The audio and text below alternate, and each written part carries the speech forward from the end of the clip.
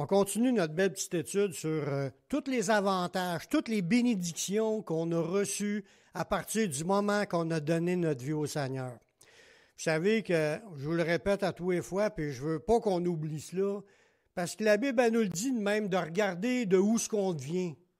Je ne te dis pas qu'il faut s'accrocher à dire « Oh, je viens de là, puis je m'ennuie de là », pas du tout. Mais de regarder où ce qu'on était avant d'être chrétien, puis de regarder, de considérer comment est-ce qu'on est rendu une fois qu'on est sauvé.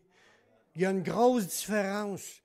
Notre vie, elle a changé. C'est ça que Dieu est venu faire, nous donner une opportunité, une bénédiction.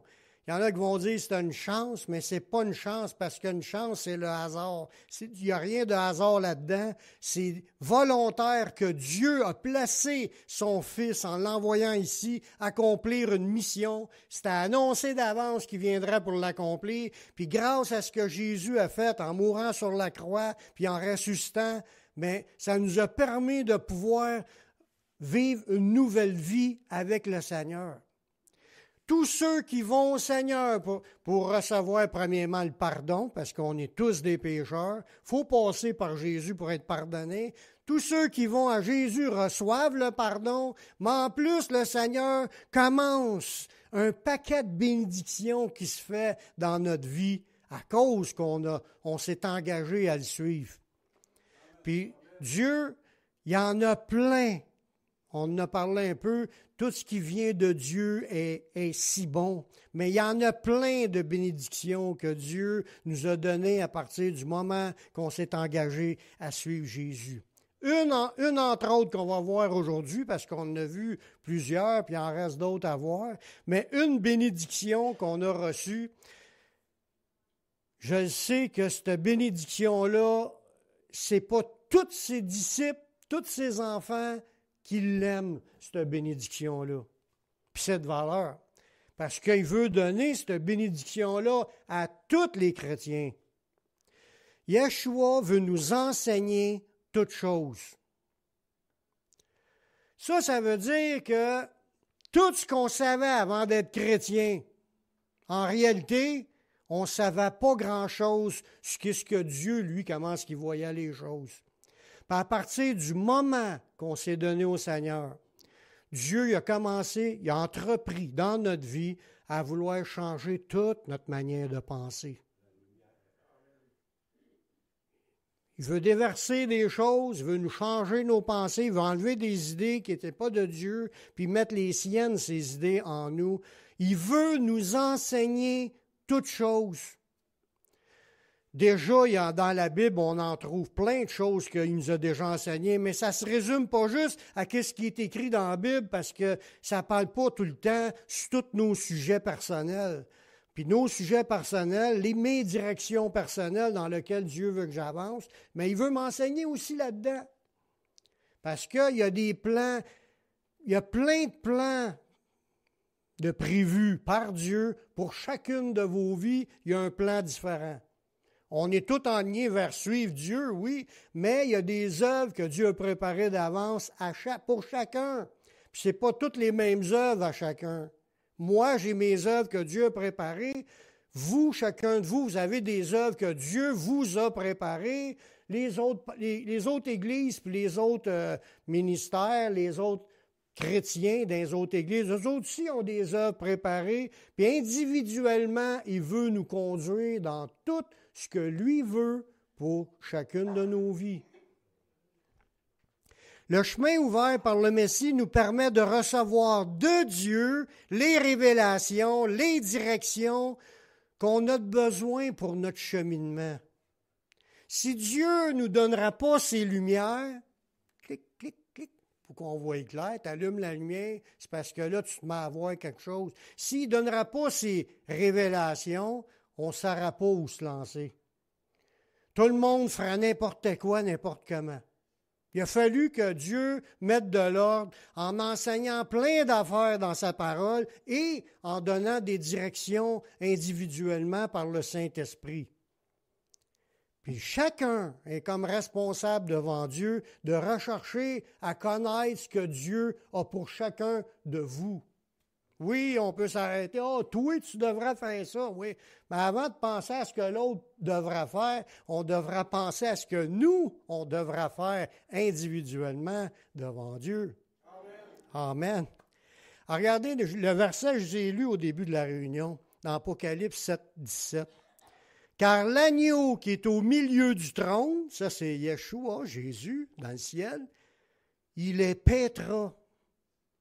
Paître, c'est nourrir, comme que tu as un paquet de brebis, là, puis tu les emmènes dans des verts pâturages pour qu'ils puissent manger. Fait que le Messie, le Sauveur du monde, notre Seigneur, il est en train de nous paître, de nous nourrir par des instructions, par des touches de sa présence. Il prend soin de chacune de ses brebis. Puis en plus, pas juste nous nourrir, parce qu'il ne veut pas qu'on soit des brebis, dans un sens spirituel, overload, puis qui ne bougent plus parce qu'ils ne sont plus capables de bouger parce qu'ils sont trop grasses. C'est pas un que les paître. Il veut les paître et les conduira aux sources de la vie. Il veut aussi nous conduire, chacune de ces brebis. Ça veut dire, vous vous demandez qu'est-ce que je dois faire dans ma vie. Mais commence par le demander au Seigneur. C'est lui qui veut me conduire, puis c'est lui qui veut vous conduire individuellement. Parce que c'est sa vocation au Seigneur en tant que Seigneur, en tant que Dieu, parce que c'est sa job. Un Dieu, ça fait la job d'un Dieu, puis un Dieu, mais ça mène son peuple. Ce Dieu-là, il nous a donné déjà des instructions, mais il veut nous donner des révélations individuellement. Fait que vous voulez être nourri spirituellement, puis vous voulez être conduit, regardez au Seigneur, il veut nous conduire aux sources des eaux de la vie. Puis en plus, il va essuyer toute larme de nos yeux. Hein. Il va nous consoler à la fin de notre course dans ce qu'on aura vécu comme souffrance puis peine dans ce monde. Dieu y a parlé au travers des hommes depuis le début afin de les guider dans son salut. La vie, il n'a pas créé la vie comme ça n'a pas de raison d'exister. Quand je crée un monde, plein de monde, faites ce que vous voulez, puis je ne sais pas pourquoi je vous ai créé, je n'avais pas de raison de vous créer, puis là, faites ce que vous voulez, débrouillez-vous. Dieu n'a pas créé l'univers pour cela. Il a créé cette création-là, puis il nous a mis ici, puis il est en contrôle des grandes lignes de la vie. Je ne te dis pas que c'est lui qui fait tout ce qui se passe dans le monde. Le diable est là, puis les humains aussi, dans leur méchanceté, sont capables d'en faire des choses. Mais l'idée, c'est qu'il y a un plan. Puis il a créé chaque individu pour que chaque individu se tourne vers lui, puis qu'il puisse apprendre à connaître la direction dans sa vie, ou ce que Dieu avait préparé pour lui dans cette vie. Pour que chaque personne sur cette planète puisse être dirigée par lui. C'était son plan. Je ne te dis pas que ça s'est abouti comme qu'il voulait, parce qu'il y a un free-for-all aujourd'hui, puis les gens rejettent Dieu, crachent sur lui, ne veulent rien savoir, ne veulent même pas entendre ce que Dieu a à dire, puis ils ne veulent pas reconnaître que Dieu, dans son amour, il a tout fait pour les sauver dans leur déchéance. Mais ça, c'est ce qui en est découlé, c'est à cause du diable. Mais il appelle quand même les gens à venir à lui pour recevoir les directions, les révélations, les bénédictions, parce que Dieu, c'est un Dieu d'amour, puis il veut prendre soin de chacune de ses brebis. Il veut les paître, puis il veut les conduire, comme un berger prend soin de sa brebis. Tu regardes dans les bons bergers, parce qu'il y a des bons bergers, puis il y en a que c'est des mercenaires qui ne se mettent pas en peine des brebis. Dieu, lui, c'est le bon berger. Une brebis est malade, est blessée, il va la soigner. Tu pries pour en demander des choses, puis Dieu t'écoute, puis comme on l'a dit tantôt, il écoute toutes nos prières, puis il veut prendre soin de chacun de nous. Ça fait des milliers d'années que Dieu bâtit le bagage de connaissances qui révèle son plan. Où est-ce qu'on le retrouve, ce bagage de connaissances-là qui révèle son plan? Il a permis que des milliers d'années plus tard, qu'on ait encore par écrit ce qu'il a déjà déclaré par la bouche de ses prophètes, puis par la bouche de Jésus lui-même, les apôtres. Tout est là. Tout ce qu'on a besoin de savoir, ça fait des milliers d'années qu'il travaille à ce qu'on puisse avoir les connaissances que Dieu nous a transmises. C'est quelque chose. Dans 1 Pierre, chapitre 1, verset 10, ça dit « Les prophètes qui ont prophétisé, c'était dans le passé, ça, bien avant Jésus, des milliers d'années avant Jésus, les prophètes ont prophétisé touchant la grâce qui nous était réservée. Ils ont fait de ce salut l'objet de leur recherche puis de leur investigation. Ils ont appris des choses sur les choses que Dieu était pour faire dans le futur. Puis ils voulaient savoir à quoi que ça rimait, ces choses-là, quand est-ce que c'était pour arriver, puis de quelle façon que c'était pour arriver. Les prophètes recherchaient à savoir en invoquant Dieu pour leur demander plus d'informations. Puis eux autres, ils écrivaient tout ce qu'ils recevaient comme message à propos des prophéties à venir, à propos du salut qu'on vit aujourd'hui. Puis, ils voulaient sonder les époques, puis les circonstances marquées par l'Esprit de Christ qui était en eux, puis qui attestait d'avance les souffrances du Christ, puis la gloire qui sera suivie. Puis il leur fut révélé que ce n'était pas pour eux, mais pour vous qu'ils étaient les dispensateurs de ces choses. Il voulait savoir, selon les révélations qu'il avait déjà eues, il voulait en savoir plus, puis essayait de sonder les temps, puis en voulant demander à Dieu comment ça va arriver, tout ça. Puis ça leur a été dit que ce n'était pas pour eux qu'ils recevaient ces révélations-là, que c'était pour nous. Mais le point là-dedans, c'est Dieu travaille depuis des milliers d'années à ce qu'on puisse avoir des idées par rapport au Messie. Puis quand il est venu le Messie, tout a été accompli comme que ça avait été annoncé. Dieu avait toutes les promesses, il les avait dans sa main, là, prête à les exécuter quand Jésus était pour venir. Puis nous, on est 2000 ans plus tard, puis on s'aperçoit comment Dieu il a tout fait ça comme c'était annoncé. Dieu ne nous a pas menti sur rien, sur toutes les promesses à propos de son Fils. C'est pour ça qu'on croit encore aux promesses qui s'en viennent. Parce qu'on en a vu plein qui ont été accomplis comme c'était annoncé. Puis on sait que les autres s'en viennent parce qu'on voit déjà des signes qui ont été annoncés pour qu'on est dans la fin avant son retour. Depuis 2000 ans, les révélations de la Nouvelle Alliance nous ont été données par le Messie. Parce que ça nous le dit que dans Jean 1, 17, que la loi a été donnée par Moïse, mais la grâce et la vérité sont venues par Jésus-Christ. C'est qui ça? C'est notre Messie, notre Sauveur, le Christ, le Seigneur. Il est venu, puis il a apporté la grâce, puis il a apporté la vérité. La vérité, là, c'est dit comme c'est qu'un seul mot, mais c'est un paquet d'informations. C'est pas juste une phrase, la vérité. C'est l'ensemble de ce qui a été révélé, ce qui vient de Dieu. L'ensemble de la parole de Dieu, c'est la vérité.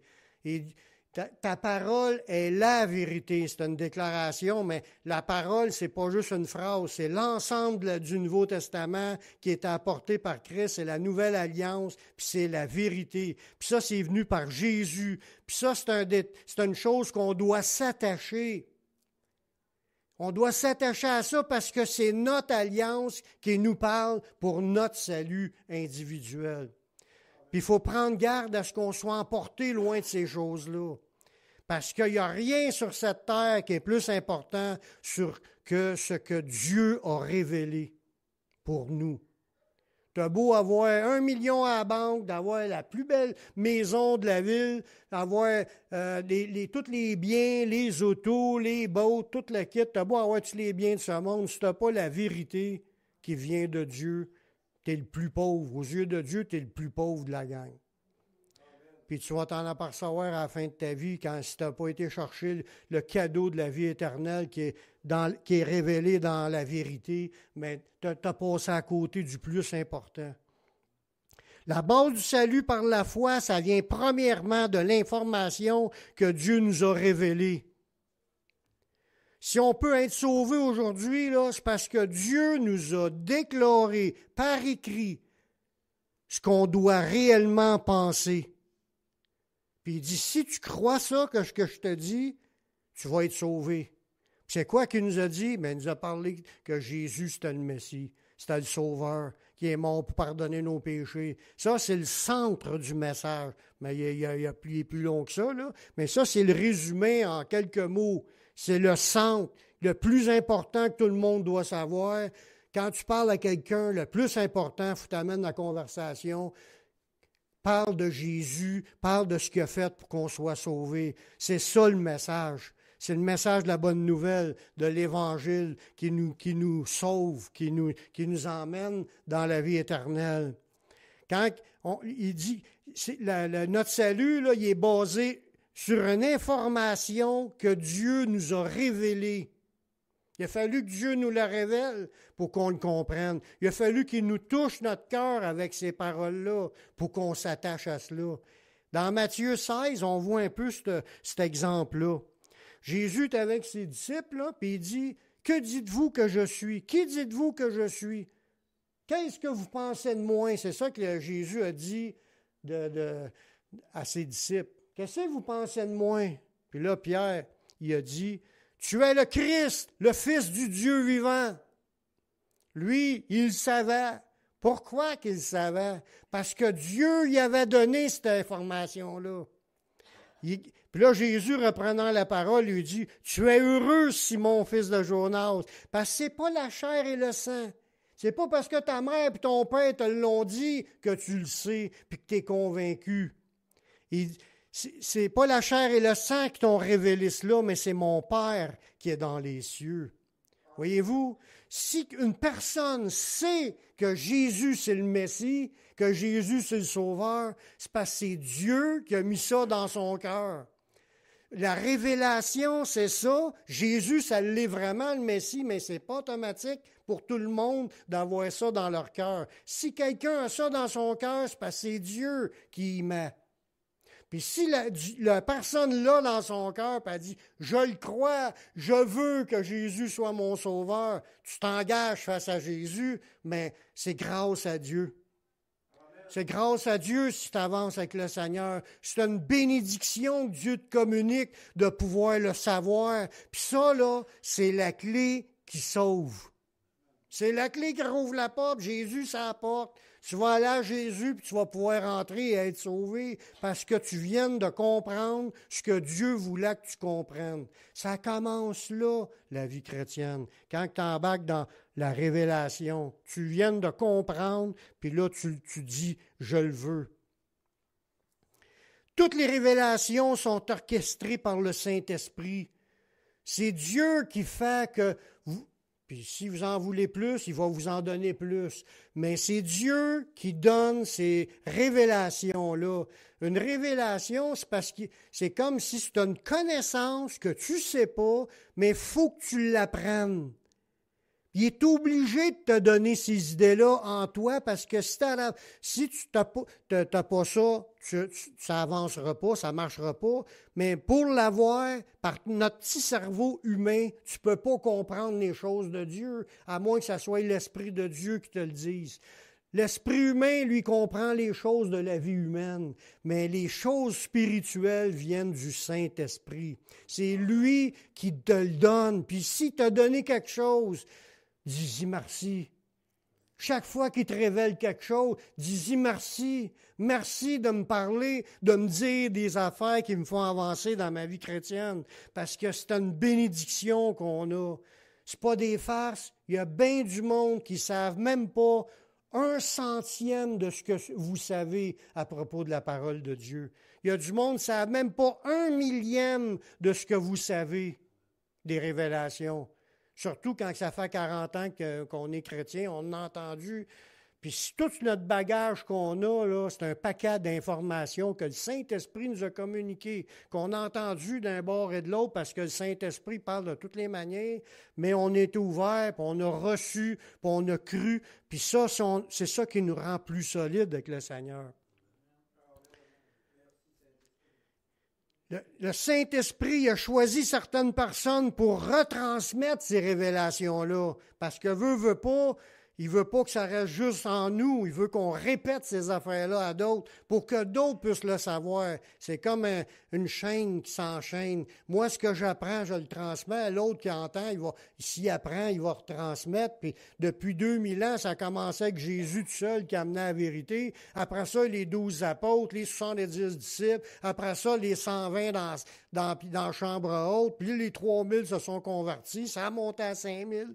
Il y a eu une dispersion. Là, il y a une multiplication. Puis aujourd'hui, il y a au-dessus de quasiment 1 milliard de personnes qui connaissent Jésus.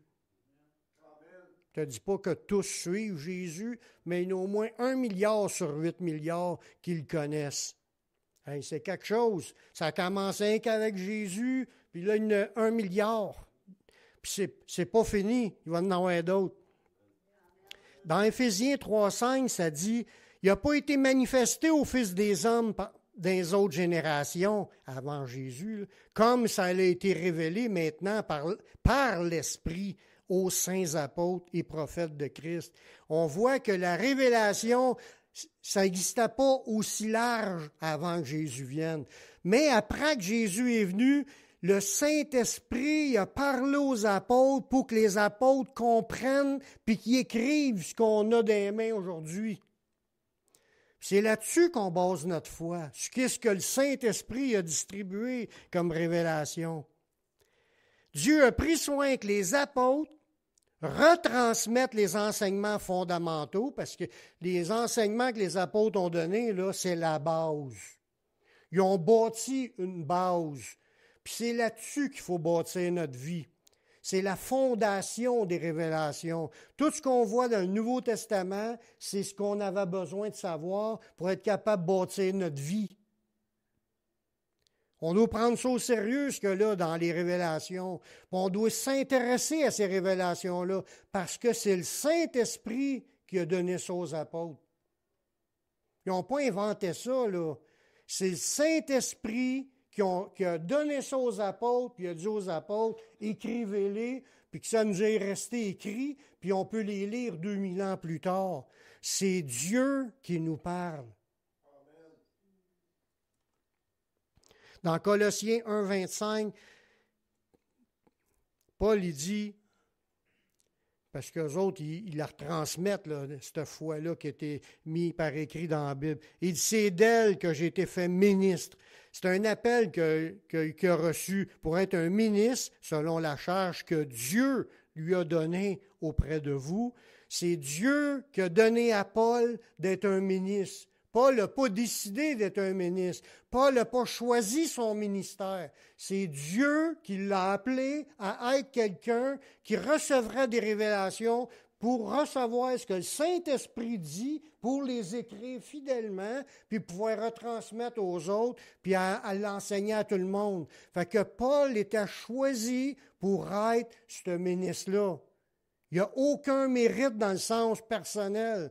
Il a juste comme répondu à l'appel que Dieu a fait, puis Dieu l'a équipé, puis il lui a donné toutes les révélations qu'il avait besoin de savoir pour avancer, pour pouvoir dire aux autres, parce que c'était sa job. Il fallait qu'il dise à tout le monde, puis il n'y a pas rien pour l'arrêter. Il est en prison, là, puis il continue à écrire des lettres, puis il a envoyé des lettres à des églises, puis ces lettres, on les a encore aujourd'hui, ces lettres. Il dit, Dieu m'a donné auprès de vous, c'est une charge que Dieu lui a donnée auprès d'eux, afin que j'annonce, quand j'annonçasse pleinement la parole de ce qui me tentait, non, la parole de Dieu. Fait que tout ce que Paul a écrit, c'est un cadeau que Dieu a fait aux hommes. Les révélations, les enseignements, les écrits, tout ce qui est là, c'est un cadeau de Dieu pour qu'on puisse être éclairé pour connaître notre chemin.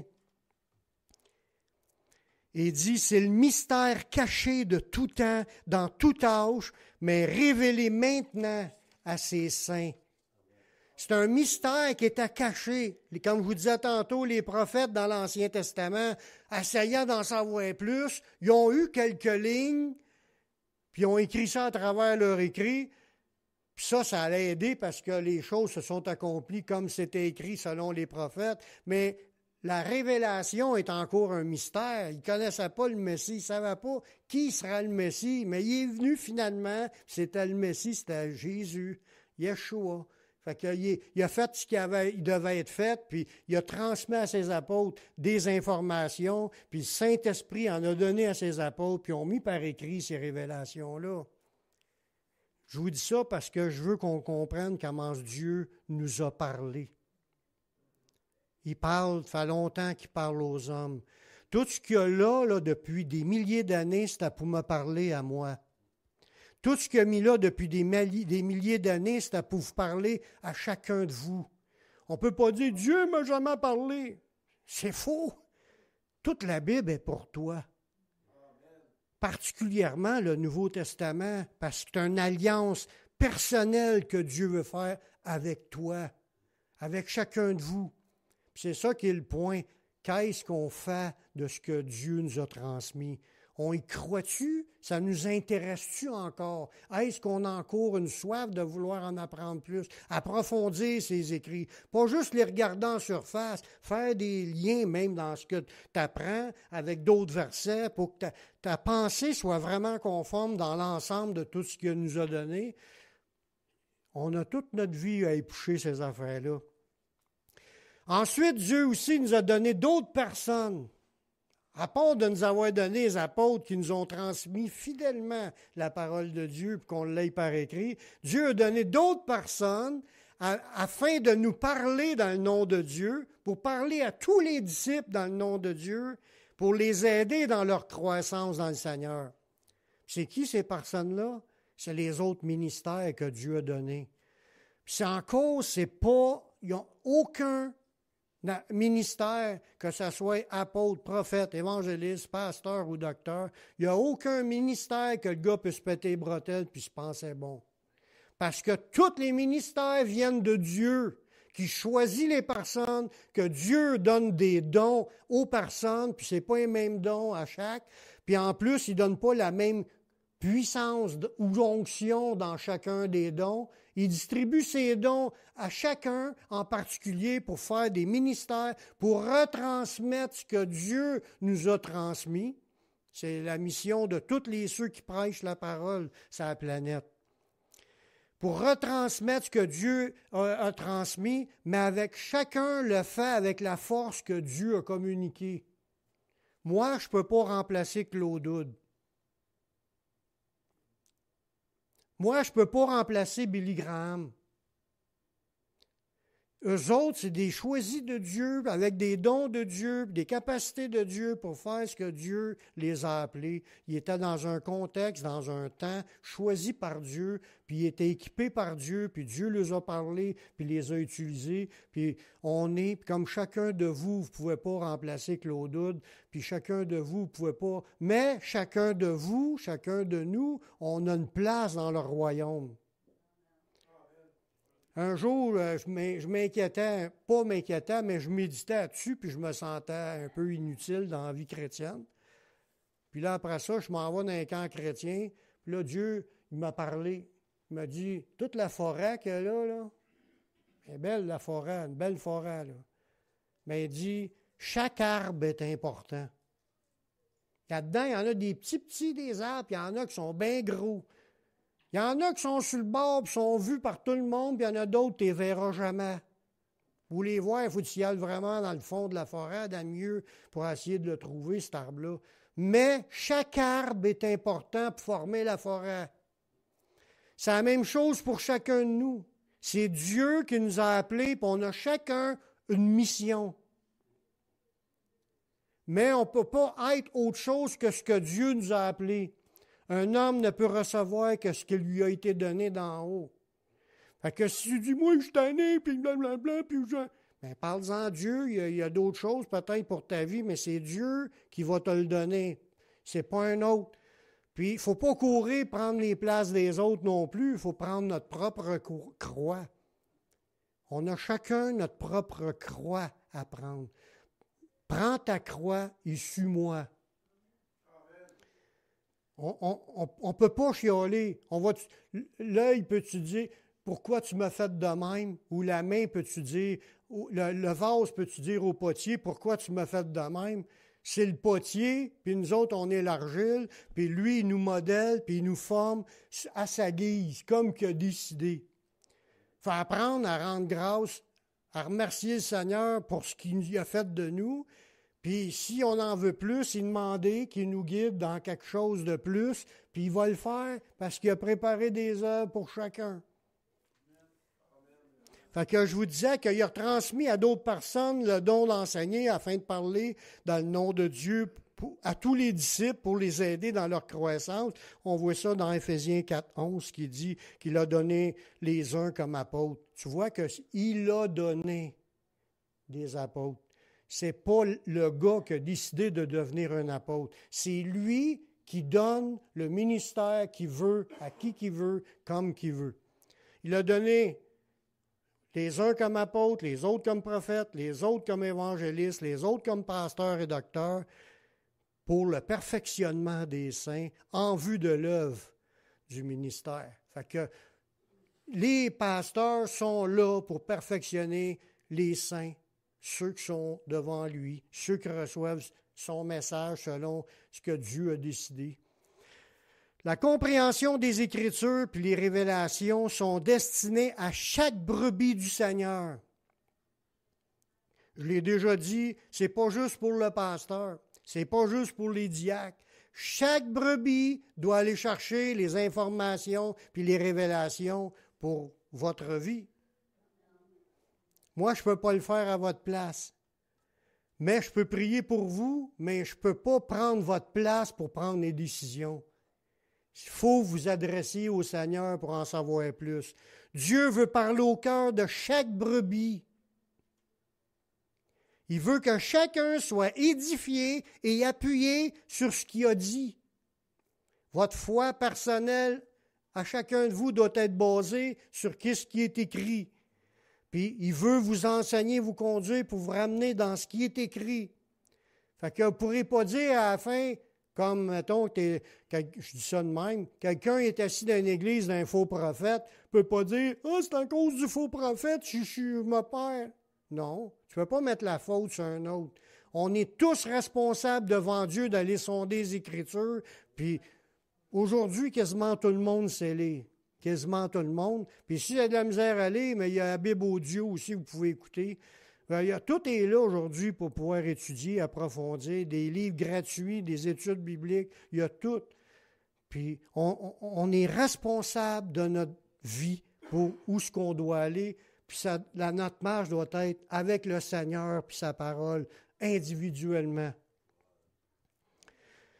Dieu veut parler au cœur de chaque brebis, puis il veut que vous soyez bâtis sur ce que lui a dit. Dans Éphésiens 1,16, ça dit, c'est Paul qui parle, il dit « Je ne cesse de rendre grâce pour vous, faisant mention de vous dans mes prières. » Fait que lui, il a remercié le Seigneur pour cette église-là, puis il fait mention de cette église-là dans ses prières. Il voulait que cette église-là, ça dit, afin que le Dieu de notre Seigneur Jésus-Christ, le Père de gloire, vous donne. Il priait pour que Dieu leur donne un esprit de sagesse, de révélation dans sa connaissance. Ça veut dire que pour que cette Église-là grandisse dans la connaissance, il fallait que Dieu lui donne la connaissance. Il fallait que ces gens-là demandent à Dieu, « Seigneur, éclaire-nous ». Quand ils lisaient la Bible, ben là, ils auraient compris des nouvelles affaires parce que Dieu les aura conduits dans son enseignement. La relation de chaque membre de cette Église-là, elle se bâtissait sur « demande à Dieu, je prie Dieu pour que Dieu vous révèle, puis que demande à Dieu pour qu'il te le dise, puis lis la Bible, étudie-la, puis tu vois ça, vous allez grandir dans le Seigneur. » En continuant, il dit « Et qu'il illumine les yeux de votre cœur pour que vous sachiez. » C'est ça qui est important, parce que c'est important que chaque brebis sache.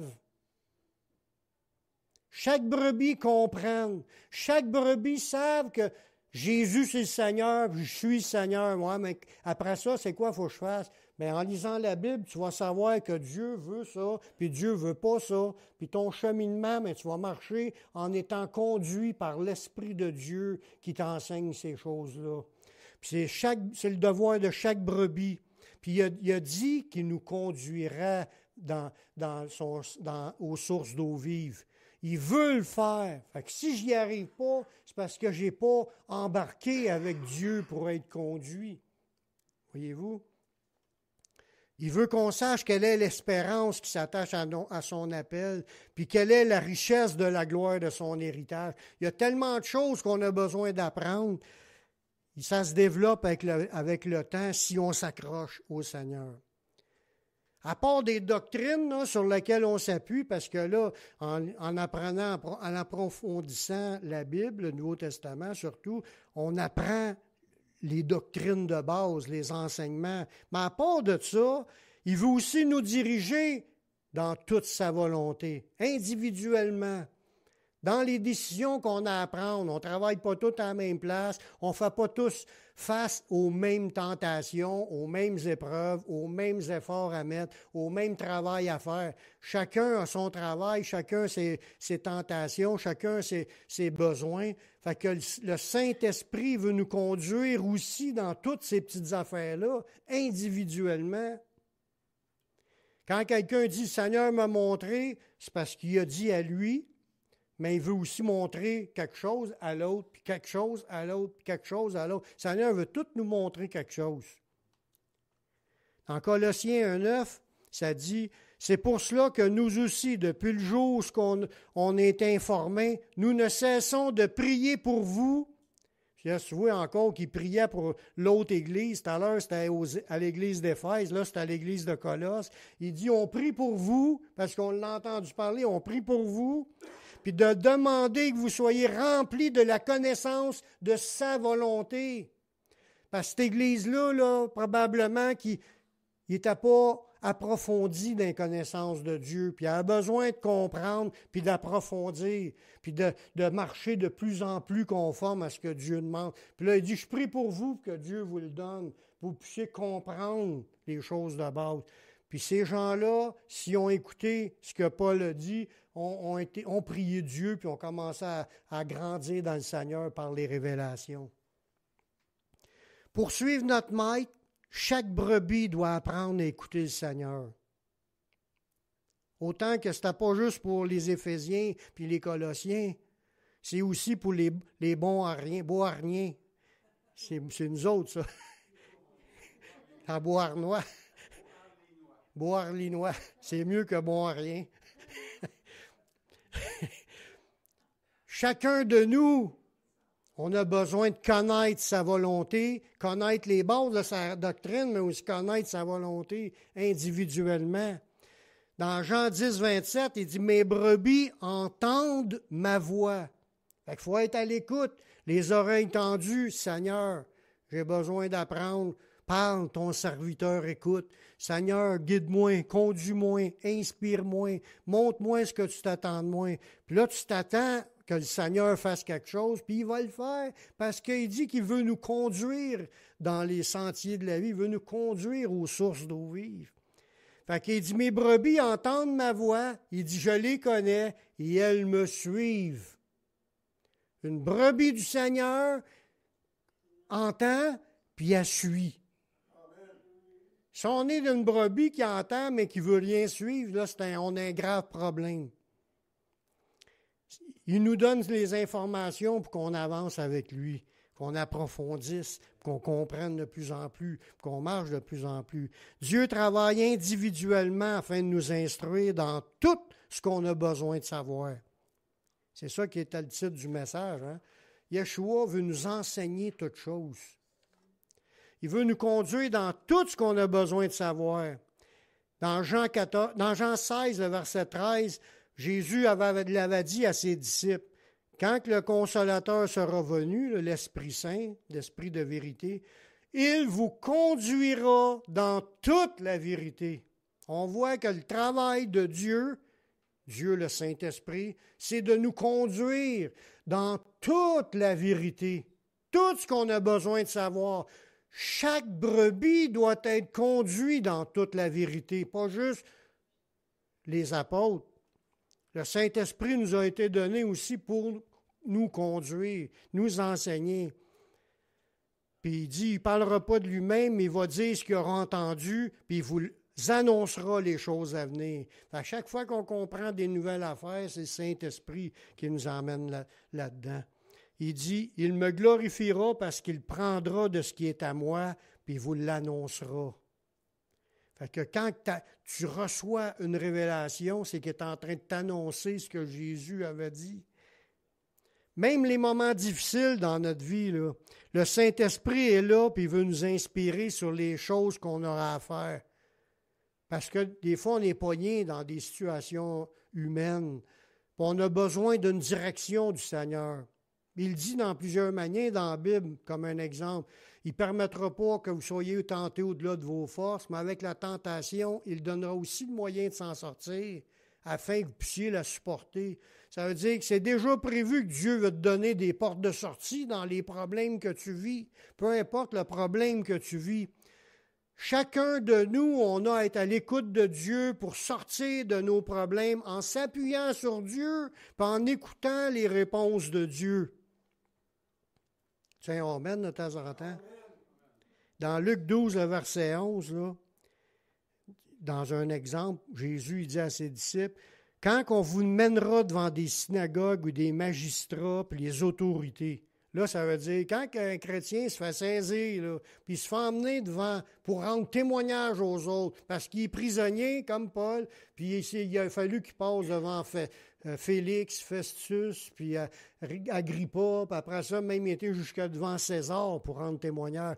Mais il dit, si ça vous arrive que vous êtes pogné dans une situation de même, il dit, ne vous inquiétez pas de la manière dont vous défendrez, puis de ce que vous direz. Car le Saint-Esprit vous enseignera à l'heure même ce qu'il faudra dire.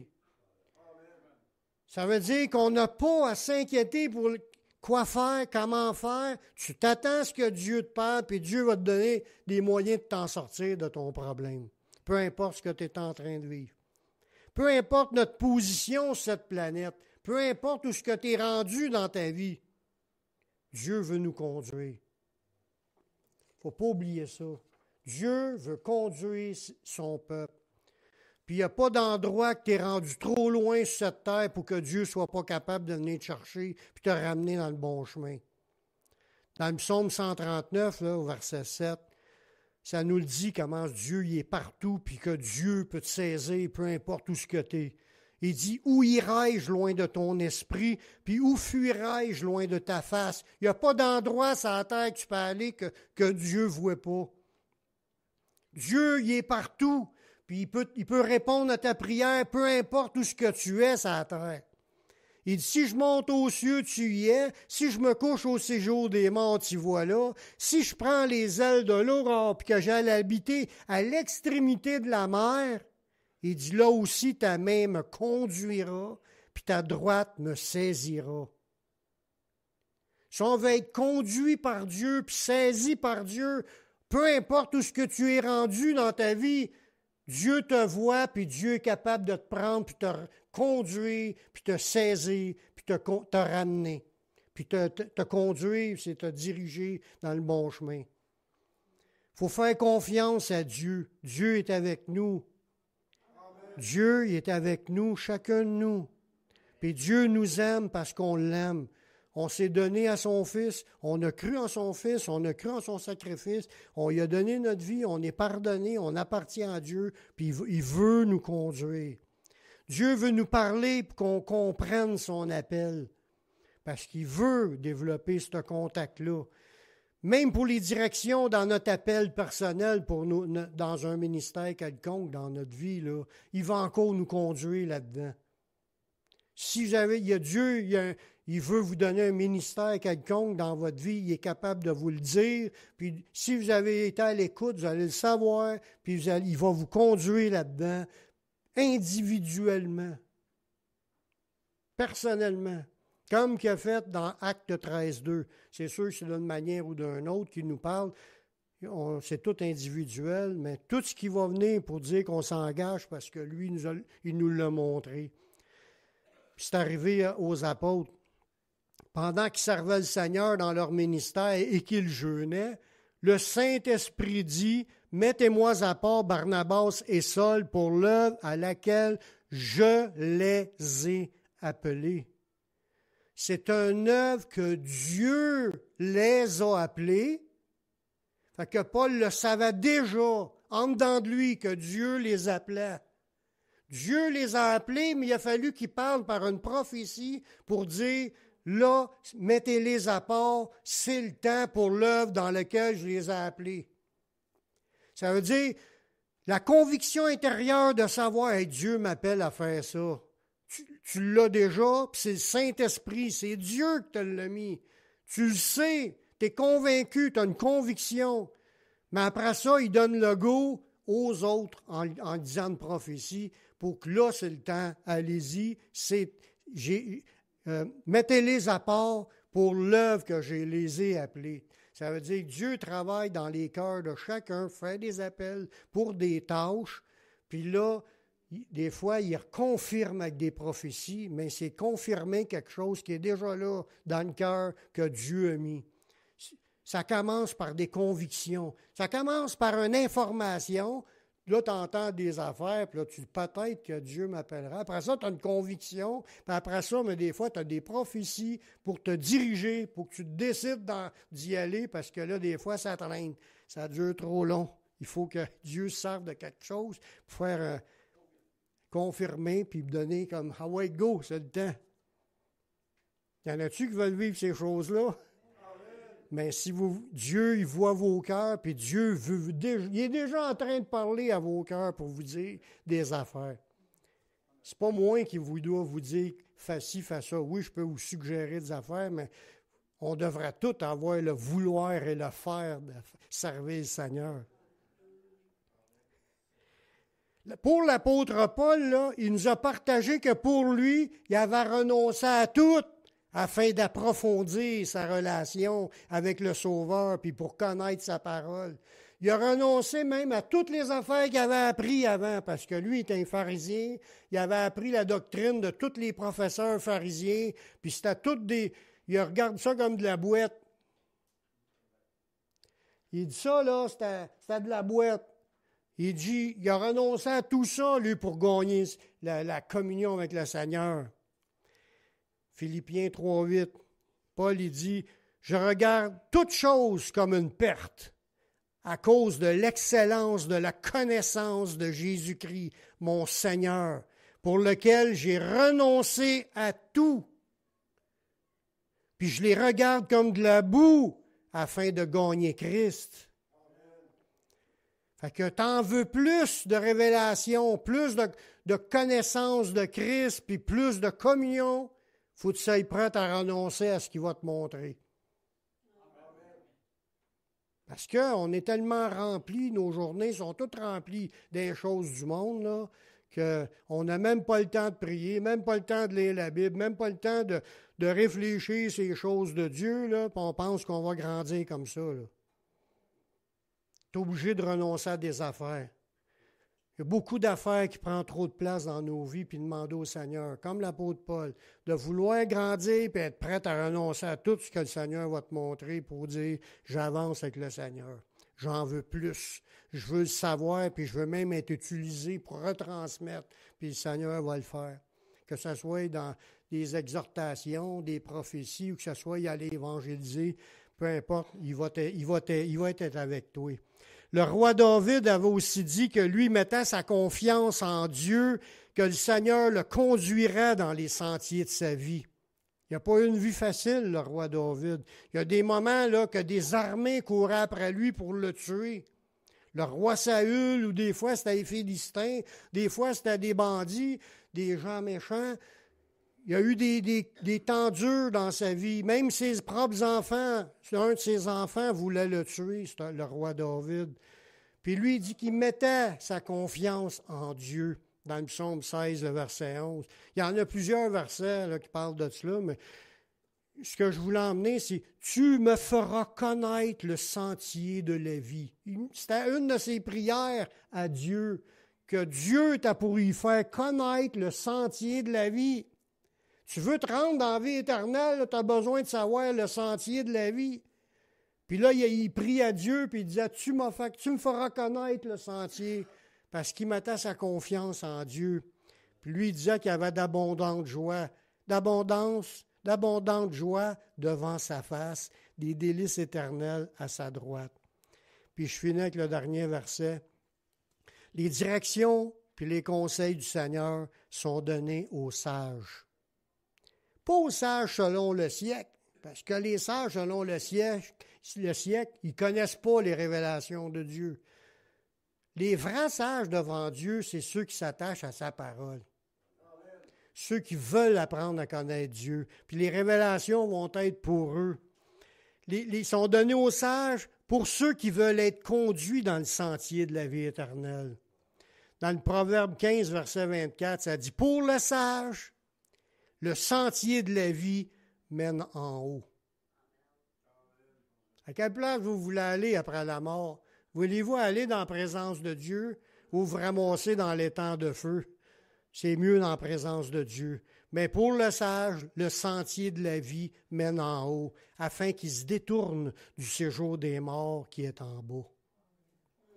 Fait qu'on a tout à gagner de suivre le Seigneur, de vouloir apprendre à ce qu'il a à nous donner, puis de vouloir marcher avec lui. Je vais faire une prière parce que peu importe qui entend ce message-là, je vous donne l'occasion, c'est une opportunité de pouvoir prier, puis devant Dieu, là, de lui dire que vous voulez y donner votre vie, que vous voulez vous engager à suivre le Seigneur, que vous voulez qu'il vous parle, puis tout ça. Mais ça commence à quelque part, puis il faut que vous renonciez à votre vie, puis vous lui demandez de l'aide. On va faire une prière, répétez cette prière avec moi. Père, je reconnais que je suis un pécheur. Je reconnais que je suis perdu. Mais je sais que Jésus-Christ, il est mort sur la croix. Il a versé son sang pour que je puisse être pardonné. J'accepte Jésus comme mon sauveur, comme mon Seigneur.